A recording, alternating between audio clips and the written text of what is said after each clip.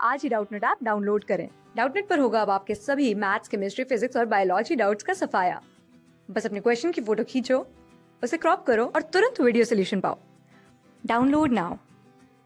Hello friends.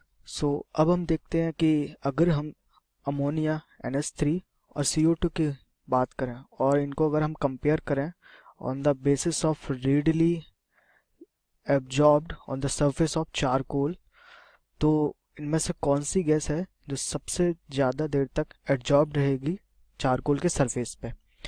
तो जब भी हम एब्जॉर्प्शन की बात करते हैं तो वहाँ पे हम in the reference of gases हम गैसेस के लिए क्रिटिकल टेम्परेचर को कंसीडर करते हैं। तो किसी गैस का क्रिटिकल टेम्परेचर एक वो टेम्परेचर होता है जिस टेम्परेचर के बाद जो गैस है वो गैसीय फॉर्म में कन्वर्ट होती है, मतलब उससे अगर कम टेम्परेचर रहे तो वो गैस लिक्विड फॉर्म में रहती है।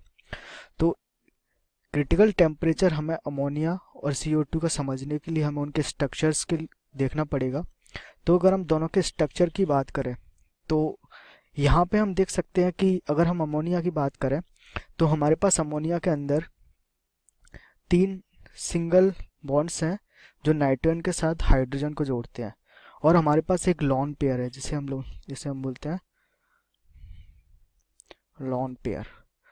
तो अगर हम NH3 की स्ट्रक्चर को देखते हैं तो हम यहाँ देखते हैं कि हाइड्रोजन और नाइट्रोजन दोनों के बीच में एक एक इलेक्ट्रॉन का साझा होता है। तो यहाँ हम देखते हैं कि हमारे पास अगर हम इलेक्ट्रो नेगेटिविटी की बात करें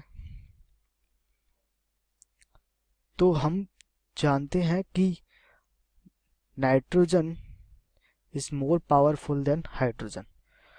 तो इस केस में क्या होता है कि जो हमारे पास अट्रैक्शन है वो नाइट्रोजन की तरफ रहता है। अब इस अट्रैक्शन की वजह से इन बॉन्ड्स के बीच में जो डिस्टेंस है वो, और इस बॉन्ड्स का जो स्ट्रेंथ है उस पर इफेक्ट होना चाहिए बट वो नहीं होता।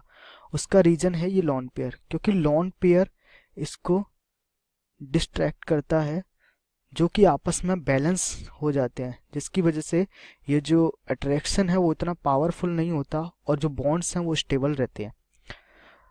अब अगर हम CO2 के देखते हैं तो हमें पता है CO2 में 2 ऑक्सीजन परमाणु कार्बन के साथ में जुड़े रहते हैं by using these 2 double bonds.